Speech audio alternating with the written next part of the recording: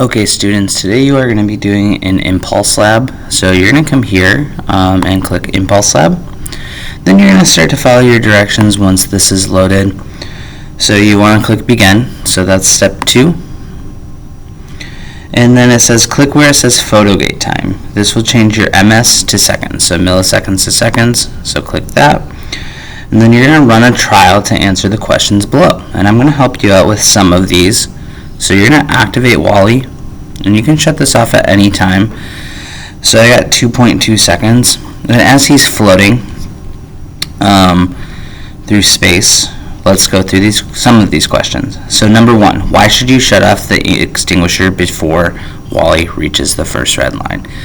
You need to shut that off because while it's on, a force is being applied to WALL-E, an applied force from his extinguisher.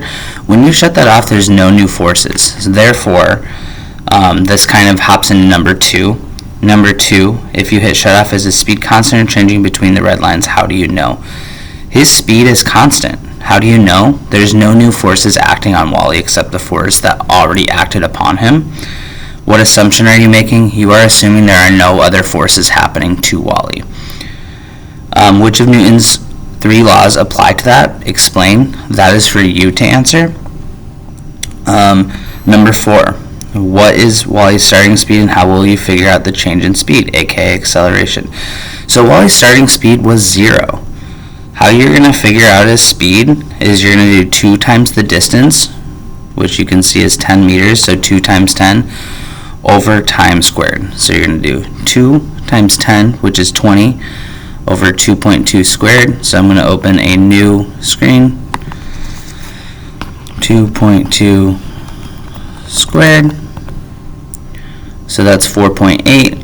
So to get his acceleration, we know we're going to take 4.8, do 20, because 2 times 10 is 20, divide that by 4.84 equals, and you're going to get his acceleration of 4.13. That's going to be in meters per second per second. Okay, so that's your first part. Moving on to part 2. Part 2, you're going to run a bunch of trials. You want to reset WALL-E, and for the first trial you have already done because I did that and did the math for you, but I want to go through one with you. So I'm just going to open my Impulse Lab document here. So just give me a second. I forgot this step when I was setting up for this. So here's our Impulse Lab, and as that's loading, here, let's just read the instructions together. Whoa. So step 1, make sure you have the same setup as part 1. Okay, reset, you have your PhotoGate time set to seconds, you are good there. Use masses, extinguisher, and force time of your choosing. So I'm going to play with the mass a little. So let's put the mass way down. Let's put the force down as well. So now you have 65 newtons and 50 kilograms. So you're going to come back here and you're going to write this. So you have 65 newtons and then our kilograms was 50. So 50 kilograms. And then you're going to activate WALL-E. And you can shut them off whenever. So my force time is 1.553. So I know I can come here and put 1.553 and see how I'm putting my units. That is helpful. And then your impulse is just going to be the product of your force and time. So you're going to times 1.553 times your force. So, or wait. Your force time, 1.553 times your force, which is 65. So I'm going to come over to my calculator, do 1.553 times, make sure I have that force right, 65,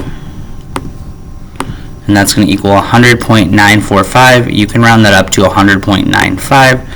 So right here, you're going to put 100.95, and that's measured in ns, or Newton seconds.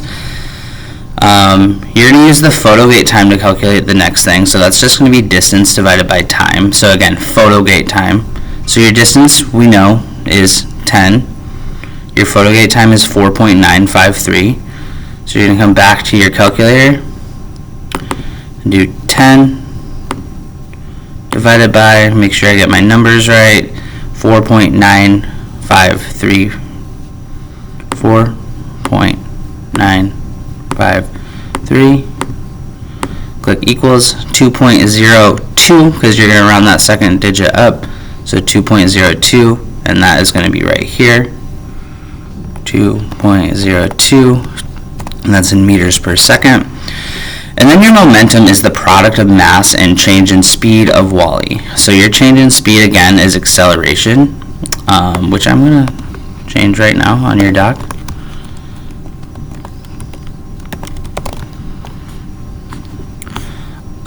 So yeah, you're going to times together velocity times momentum, and you know your velocity is right here, 2.2 meters per second. Oh wait, sorry, it is not velocity times momentum. See, that throws me off too. Velocity times mass. So you have 50 here, and you have 2.02 here. So we're going to do all clear. 50 times 2.02 equals, that's 101. And as you can see, 101 is really, really close to your impulse, and that's what you should be finding in this. You should be finding that your impulse here and your momentum here are really, really close. I think that's all the instructions I have for you. I think you guys can handle answering the rest. You're going to fill out that whole table. Make sure you're answering those 5 questions at the bottom. And yeah, if you have any questions, let me know, but I hope this helps. I think this is one of our more difficult labs for the year, our more difficult digital labs. So just do your best, ask questions, use this as a resource, and yeah, you're going to do great. All right, Mr. Bear out.